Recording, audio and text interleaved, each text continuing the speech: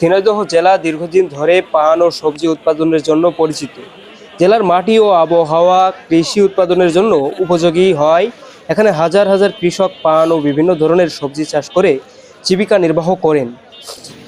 আজ আমাদের প্রতিবেদনে জানাবো ঝিনাইদহের পান ও সবজি চাষের বর্তমান অবস্থা, সমস্যা ও সম্ভাবনা সম্পর্কে।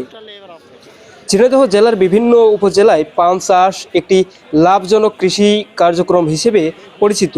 বিশেষ করে কালীগঞ্জ, শৈলকুপা ও সদর উপজেলার অনেক এলাকায় পানের বরজ গড়ে উঠেছে। এখানকার উৎপাদিত পান স্থানীয় বাজার ছাড়াও দেশের বিভিন্ন জেলায় সরবরাহ করা হয়। পান চাষে কম জায়গায় বেশি লাভ হয়। অনেক কৃষক এখন এই চাষে আগ্রহী হচ্ছেন। তবে এই সম্ভাবনার পথে কিছু বাধাও রয়েছে। জলবায়ু পরিবর্তন, উৎপাদন খরচ বৃদ্ধি ও বাজারের ন্যায্য মূল্য না পাওয়ায় কৃষকদের অনেকে পিছু টানছে।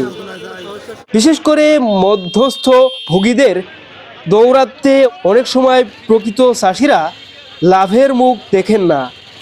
বিশেষজ্ঞরা বলছেন, এই উর্বর মাটিতে কাজে লাগিয়ে যদি সরাসরি রপ্তানির সুযোগ তৈরি করা যায় এবং কৃষিভিত্তিক শিল্প গড়িয়ে তোলা হয়, তবে ঝিনাইদহের অর্থনৈতিক চিত্র পুরোপুরি বদলে যাবে।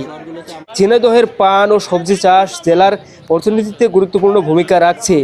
এসব সবজি পৌঁছে যাচ্ছে ঢাকা সহ দেশের বিভিন্ন শহরগুলোতে। তবে বাজার মূল্য ওঠানামায় কৃষকদের জন্য এখনও বড় চ্যালেঞ্জ হয়ে দাঁড়িয়েছে। পানের পাশাপাশি ঝিনাইদহের বিভিন্ন ধরনের সবজি যেমন বেগুন, টমেটো, লাউ, শসা ও পেঁপে ব্যাপকভাবে উৎপাদন হচ্ছে।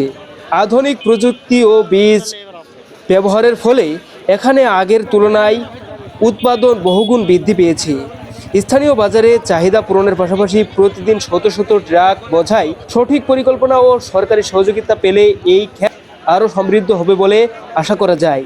আমাদের সাথে থাকার জন্য ধন্যবাদ।